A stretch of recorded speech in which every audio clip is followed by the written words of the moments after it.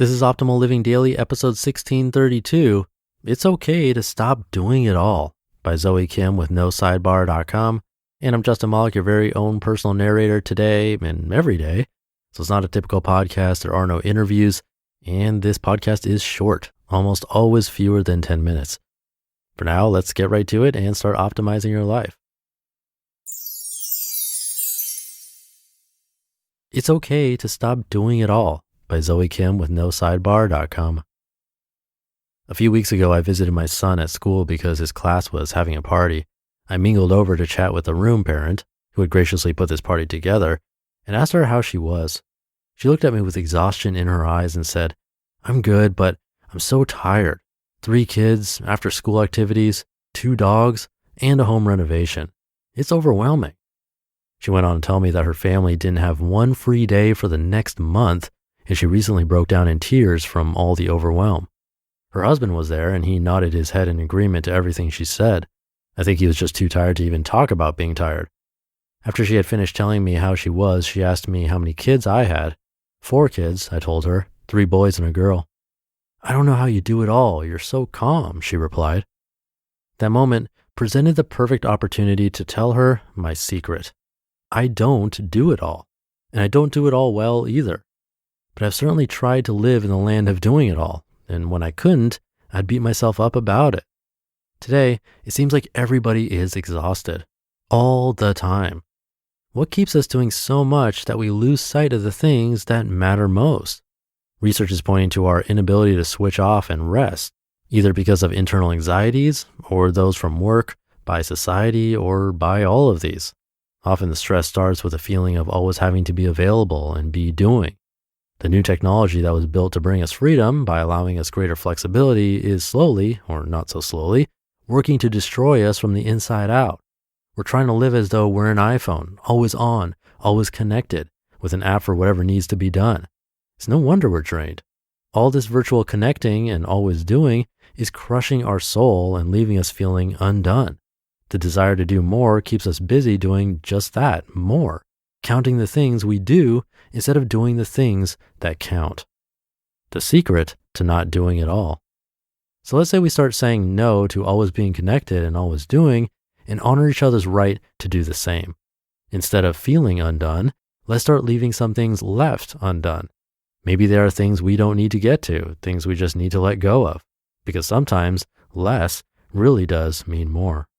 These 5 changes have helped me stop trying to do it all. Number 1, apply minimalism. My journey began by de-owning things, perfectly good things and sentimental things, but as I kept going, I could see other areas of my life that needed to be de-owned too.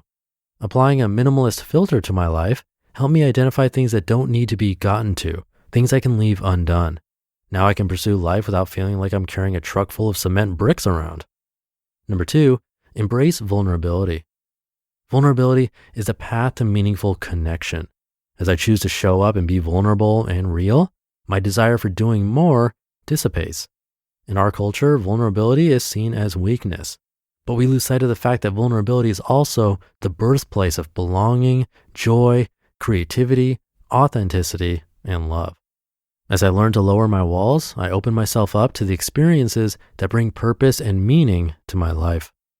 Number 3, give permission.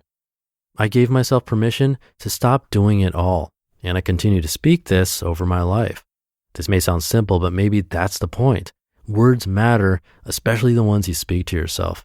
Greg McKeown says, quote, "Only once you give yourself permission to stop trying to do it all, to stop saying yes to everyone, can you make your highest contribution toward the things that really matter," end quote. When I'm trying to do it all, about the only thing I think of improving is my efficiency. Is that really how I want to change in my life?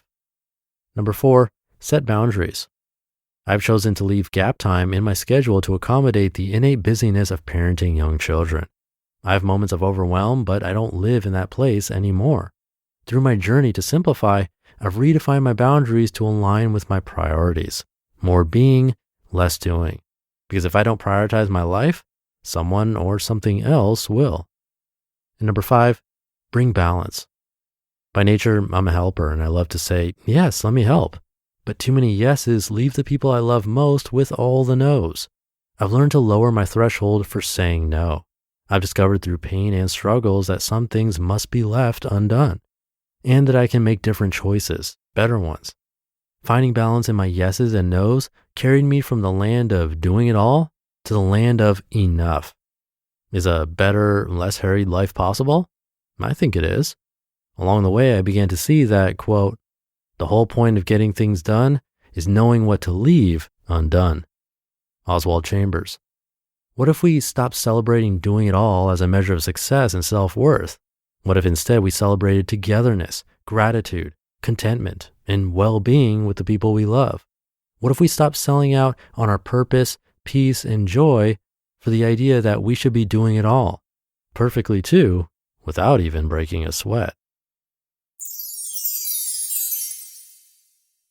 You just listened to the post titled, "It's Okay to Stop Doing It All" by Zoe Kim with NoSidebar.com. And that'll do it for today. Thank you for listening and sticking around until the end. Have a great weekend if you're listening in real time, and I'll see you tomorrow, as usual, where your optimal life awaits.